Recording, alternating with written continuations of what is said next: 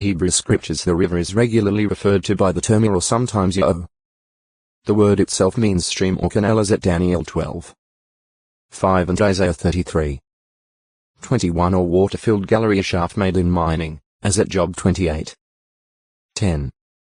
In one case Ur is used to refer to the Tigris River, biblical Hydrochle of Mesopotamia. Dar 12:5-7. Compare 10:4. All other occurrences, the context indicates, apply to the Nile or, when in the plural form, to the Nile canals. PS 78:44.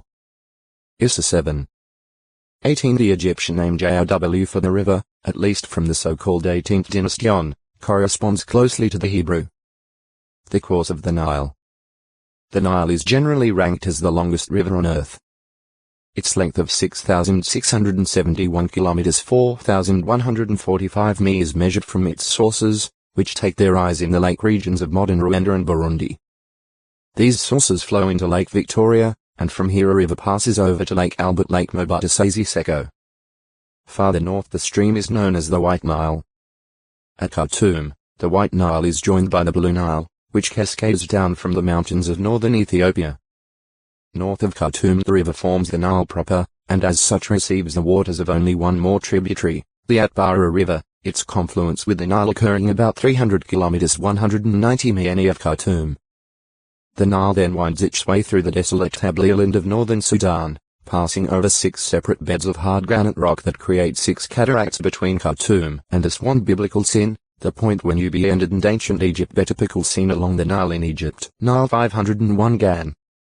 Finally, having lost much of its volume, because of evaporation by the blazing sun and the demands of Egyptian irrigation, some 2,700 kilometers 1,700 mi of Khartoum, the Nile's waters empty into the Mediterranean Sea. The Nile Valley is quite narrow along most of the river's course. Through much of Nubia the river flows through a gorge, bordered on each side by the desert. North of Aswan, in what was Upper Egypt, the valley broadens out, but the rocky cliffs on either side are never much more than about 20 kilometers 12 mi apart. However, when the river reaches the region just end of modern Cairo it divides into 2 main branches, now called the Rosetta and the Damietta, after the names of the port cities situated at the mouths of these branches on the Mediterranean coast. This fanning out of the Nile's waters creates the swampy Nile Delta. In ancient times the river had other branches, the classical Greek historians and geographers making mention of from 5 to 7. These branches and some of the canals have since become silted up and either greatly reduced or eliminated. Importance of annual flooding. The unique characteristic of this major river is the regularity of its rise each year and the consequent flooding of its banks that are lined with agricultural villages. This is produced by the heavy seasonal rains as well as the melting of snow from the mountains in Ethiopia, which convert the Blue Nile into a torrential stream rushing toward its junction with the White Nile, carrying with it rich silt from the Ethiopian highlands. The Atbara River also adds an increased flow to swell the volume of the Nile. Prior to the construction of the Aswan High Dam, this caused the river to begin to rise in Egypt from June onward, cresting in September and thereafter gradually receding.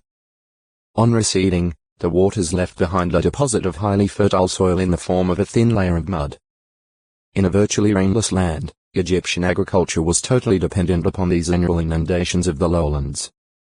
An insufficient rise had the same effect as drought, bringing famine.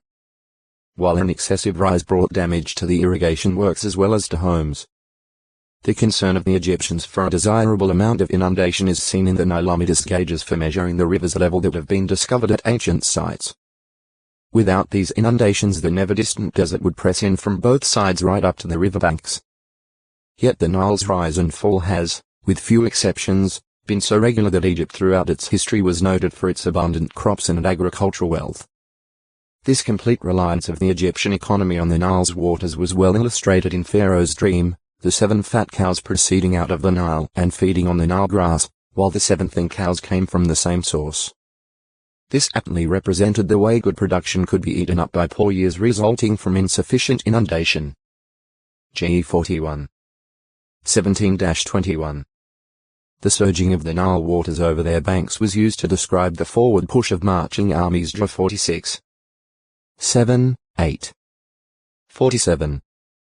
2, 3, while the Prophet Amos used the rising and falling of the Nile River Medidara and Enesi Delta Edsa Nilia for Memphis Thebs no Arman 1 St cataract list once in 2 Nd cataract 3 RD cataract 4 Th cataract 5 Th cataract 2 BRARIVER 6 Th cataract Khartoum BLUEN LEWH at NILE Lake Albert Lake Victoria FRIC in Iowa Nile canals 502 Nile's waters to represent the agitation due to come upon unfaithful Israel.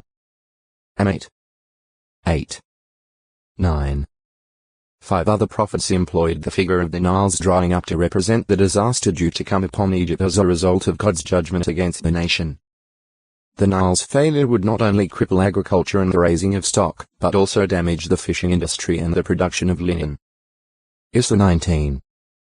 1, 5-10. Es 29. 9, 10. Zik 10. 11. To retain some of the floodwaters for later use in irrigation during the growing